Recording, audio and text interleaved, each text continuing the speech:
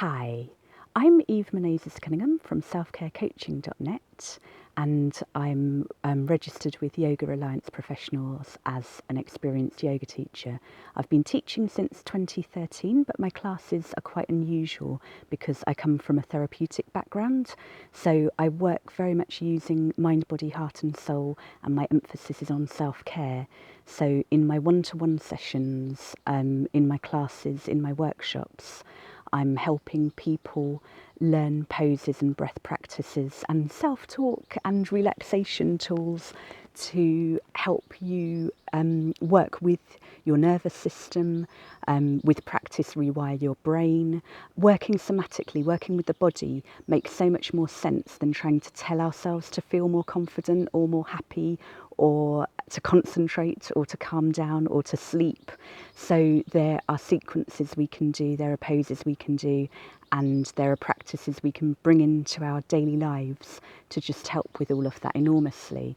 So modern neuroscience is proving what the ancient yogis believed. I've got a few notes here, that's why the camera's a little more shaky than usual, but I want to get everything into this introduction. And it's wonderful that in the past few decades we're learning more about neuroplasticity and how we can literally reshape, retrain the brain with practice. And a lot of these ancient techniques are wonderful for doing that. Things like mindfulness. They can be really challenging. When we're in pain, studies show that mindfulness has more benefits than opioids, but when we're in pain, whether that's physical or emotional or mental, it can be really challenging to stay in the body, to stay in the present. We want to escape that.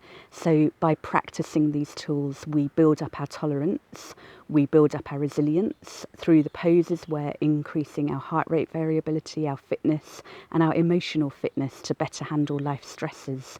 So we're potentially retraining the nervous system. There are a whole host of benefits. I could go on for ages, but I want this to be a brief introduction.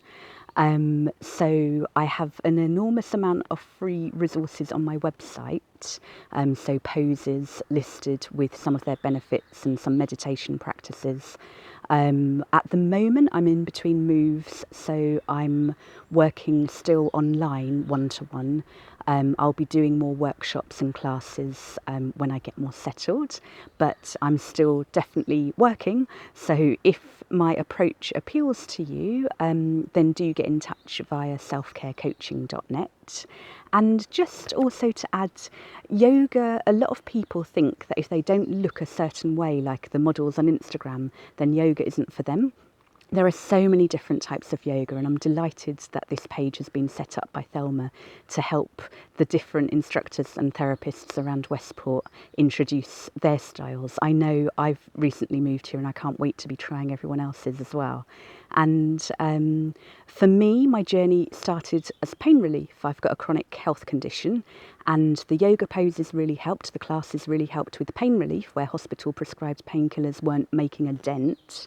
But then I really struggled because of my history when it came to the relaxation, when it came to the meditation, and I'd been actually crying in classes, and I knew it was helping me, but it took a long time to kind of understand, and through my training, and then I became a therapist and all the rest of it, a much better understanding of the mind-body connection.